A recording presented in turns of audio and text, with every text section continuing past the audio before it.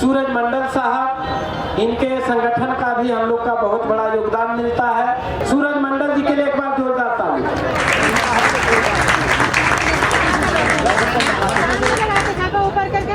जय महात्मा फुले, जय साहू जी महाराज, जय पेरियार, जय मंडल, जय कर्पूरी। ये एक ऐतिहासिक जगह है। शासन को जब भी चुनौती मिली है और ऐसी जोरदार चुनौती मिली है कि शासन डोल गया है, सत्ता से वो हट गए हैं, तो वो रामलीला मैदान से ही शुरू हुआ है।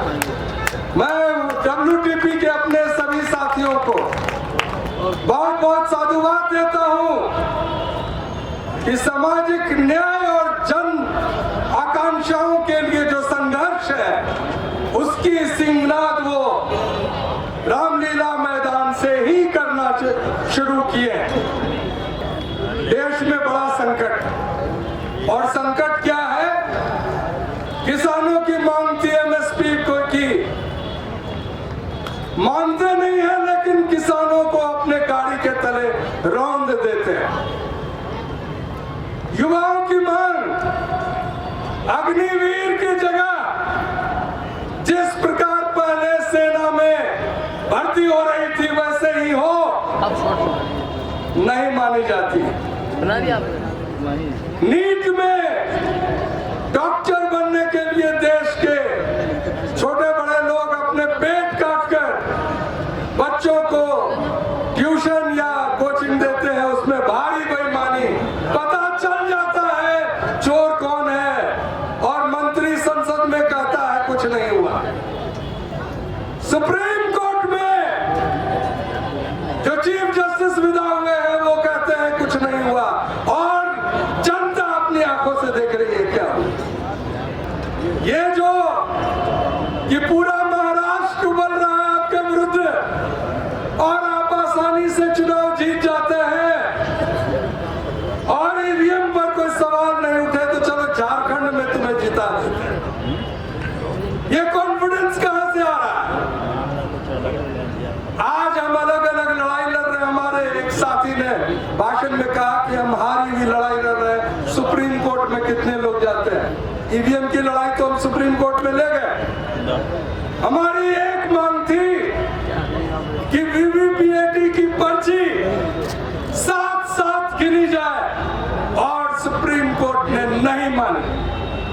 कल सुप्रीम कोर्ट ने कहा कि बैलेट से चुनाव कराने का जो मांग है उसको खारिज की जाती है। हर एक जगह संघर्ष हो रहा है, भ्रष्टाचार की सीमा नहीं है, देश लूट रहा है। अमेरिका कह रहा है कि अडानी चोर है, और वहां पर उस पर मुकदमा चल रहा है, और यहां वो सरकार के आंखों का तारा बना। बीपी मंडल के विरासत से अगर चुनौती मिली तो तमाम पिछड़े वर्ग देश के कहीं इकट्ठे नहीं हो जाएंगे। डर भारतीय जनता पार्टी में समाया,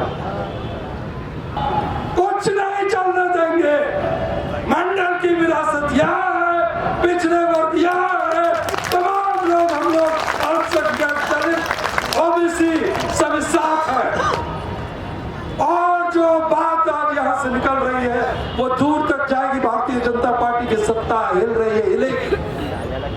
जिस संविधान को हम बचाने की मांग कर रहे हैं उसको आप सम्मान दे रहे हैं, ठीक बात, लेकिन उसी संविधान का मिस इंटरप्रिटेशन, गलत निष्कर्ष निकालकर कभी अल्पसंख्यकों के हितों को रौंदा जाता है, कभी ओबीसी को प्रताड़ित किया जाता है, कभी दलितों को उनके हकों से महरूम रखा जाता है, और कभी आदिवासियों के जंगल काटकर उनको बताया जाता है कि तुम्हारे लिए जल जंगल जमीन कुछ भी नहीं बचा है, और हम कुछ नहीं कर पाते। अगर देश नहीं दिखा देगा भारतीय जनता पार्टी को कि तुम कुछ नहीं हो, ईवीएम के खिलौने हो, तो मैं उसके बाद से सार्वजनिक मंच पर बोलना छोड़ दूंगा। यह मेरी अपनी आपके सामने वचन है, और इसी बात के साथ मैं जय संविधान कहकर अपनी बात समाप्त करता हूँ। पुनः जय संविधान।